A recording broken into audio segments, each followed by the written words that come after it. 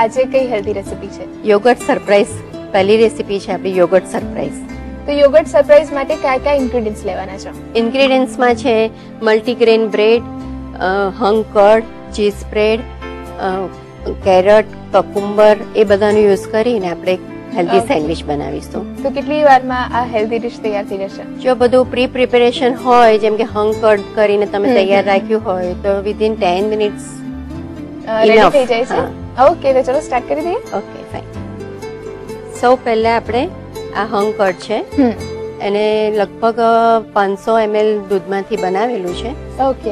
1 લીટરમાંથી 250 ગ્રામ બનતું હોય છે હંગ કર્ડ, એટલે એ પ્રપોર્શનથી તમે મેજર કરી શકો. ઓકે. અત્યારે કેટલા સર્વિંગ રેડી કરી રહ્યા છે? આપણે 2 સર્વિંગ 2 સેન્ડવિચ બનાવી રહ્યા છીએ. ઓકે.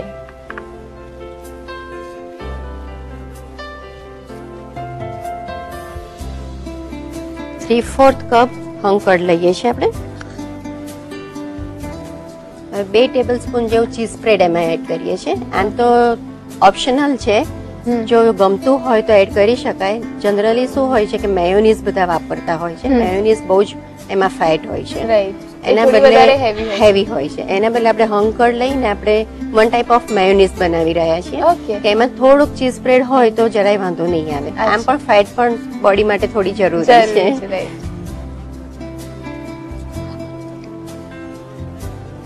ચીઝ સ્પ્રેડમાં તો મીઠું હશે, જે હંગ કર્ડના પ્રપોર્શન માટેનું આપણે મીઠું નાખીશું.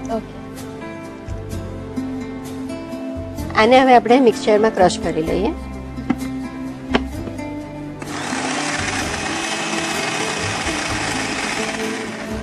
અને ક્રશ કરતી વખતે કઈ ધ્યાન રાખીએ છે? જો થોડું ડ્રાય લાગતું હોય તો એમાં 1-2 ટેબલસ્પૂન પાણી ઉમેરી શકાય. ઓકે. અને સપોઝ થોડું વધારે ચર્ન થઈ ગયું તો? ના, તો કશો વાંધો નહીં આવે. આ મિક્સ થઈ ગયું છે તો જોઈ શકે છે કે એકદમ એક્ચ્યુઅલી મેયોનીઝ જેવો સોસ બની ગયો છે. આ અત્યારે આપણે રેડી કરી રહ્યા છે. આને પહેલેથી અગાઉથી રેડી કરી નાખ્યા તો સ્ટોર કરી શકીએ? હા, કરી શકાય, પણ એને તમે પ્રિઝર્વેટિવ ના નાખતા હોઈએ એટલે લગભગ 4-5 દિવસ સુધી વાંધો નથી આવતો. ઓકે. અને જે રેડી મેયોનીઝ મળતી હશે એમાં તો પ્રિઝર્વેટિવ લોકો એડ કરતા હોય છે, એમાં બધું નાખેલું, એટલે તમારે રહી શકે. પ્રિઝર્વેટિવ જનરલી હેલ્થને નુકસાન કરે છે, એટલે ફ્રેશ બનાવો તો આ રીતે લોકેલ પણ મળી શકે. હવે આની અંદર આપણે આ ગાજર, ઓનિયન અને કેપ્સિકમ એટલે મીઠું નાખી થોડી વાર રહેવા દીધું છે અને એને મસળીને પાણી કાઢી નાખ્યું છે કે જેથી કરીને સેન્ડવિચ કરીએ એ વખતે પાણી ના છૂટે. એને લગભગ અડધો કપ જેટલું અંદર મિક્સ કરીશું. એમાં મીઠું નાખીને કરેલું છે એટલે હવે આમાં બીજું મીઠું એડ કરવાની જરૂર નથી.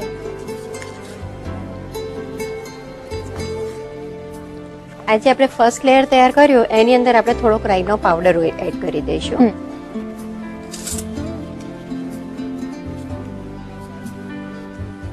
પિંચ ઓફ રાઈનો પાવડર એટલે રાઈના કુરિયાને ક્રશ કરેલા છે.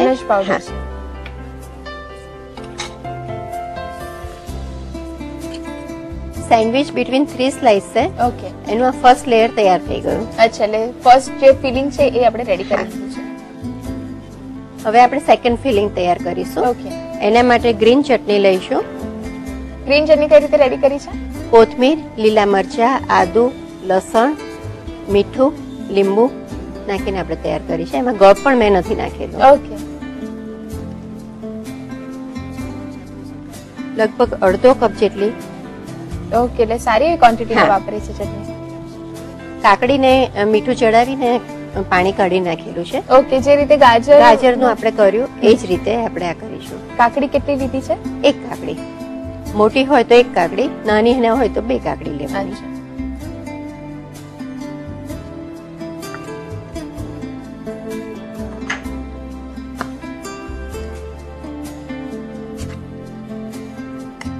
આ લેયર થોડું સ્પાઈસી હશે? આ થોડું સ્પાઈસી હશે. લીલા મરચા નાખેલા છે એટલે થોડું સ્પાઈસી હશે. આ સેકન્ડ ફિલિંગ પણ રેડી થઈ ગયું છે. આ સેન્ડવિચ માટે આપણે મિક્સ ગ્રેન બ્રેડ લીધેલી છે, મલ્ટીગ્રેન. એને આપણે 6 સ્લાઇસ લીધેલી છે. એમાં 1 બાય 1 લેયર કરીશું. ઓકે.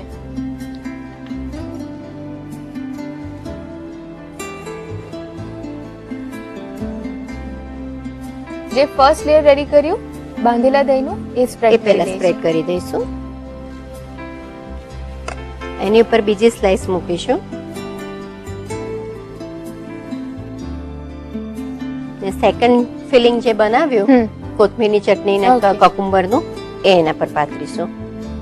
બટર નથી લગાવતા? ના, બટર આપણે એને ગ્રીલ કરવાની છે એટલે બહારની સાઈડ લગાડીશું જેથી કરીને બટર એટલું ઓછું આવે. ને એકચ્યુઅલી આમાં આપણે લઈએ છીએ પણ લોકલ બટર. ઓકે.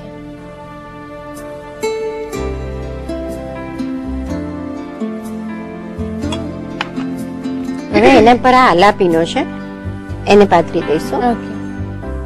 હાલાપીનો કેટલા લે છે? લગભગ 3 થી 4 સ્લાઇસ. ને ત્રીજી સ્લાઇસ એના પર મૂકીને બંધ કરી દઈશું સેન્ડવિચ. પહેલી જે સેન્ડવિચ આપણે ફિલ કરી એ જ રીતે આપણે બીજી સેન્ડવિચનું ફિલિંગ ભરી દઈશું. ઓકે.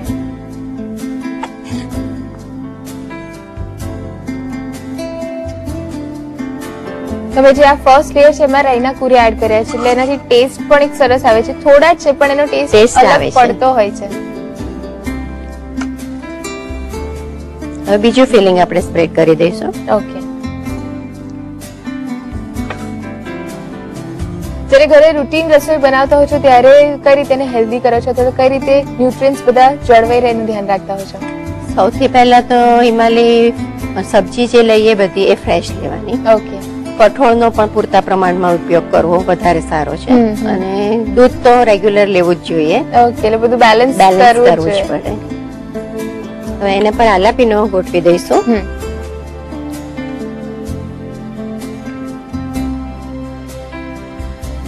ત્રીજી સ્લાઇસ એના પર કવર કરી દઈશું. ઓકે.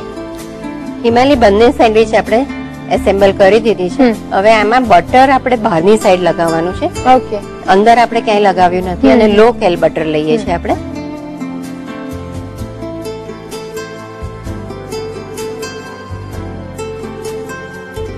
હવે એ જ રીતે બીજી સેન્ડવિચ પર પણ લગાવી દઈશું. ઓકે. સારું એવું બટર લઈએ છે. હા, આ પણ અંદર નથી, અંદર નથી અને લો કેલ છે એટલે બહુ વાંધો નહીં આવે.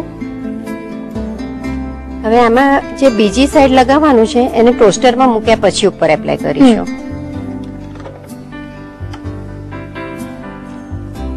જે સાઈડ બટર લગાવ્યો એને નીચેની સાઈડ જવા દઈશું. ઓકે.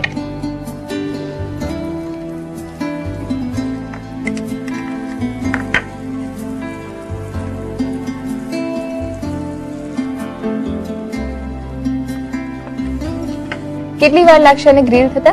બસ લગભગ 5-1 મિનિટ. અને જે ગ્રીલર છે એને આખું બંધ નથી કરતા? બિટવીન 3 સ્લાઇસ છે એટલે આખું બંધ નહીં થઈ શકે. ઓકે. પણ આ રીતે પણ નહીં વાંધો આવે. સેન્ડવિચ ગ્રીલ થઈ ગઈ છે. હવે એને બહાર કાઢી લઈશું. તો જોઈ શકે છે કે ખુલ્લું રાખ્યા છતાં પણ ગ્રીલ થઈ ગઈ છે. સરસ થઈ ગઈ છે.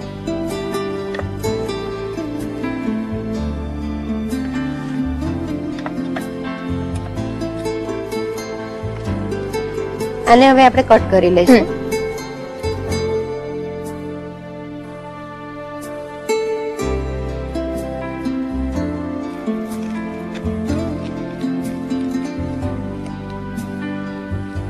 સર્વ કરીએ? હવે સર્વ કરીશું એમાં.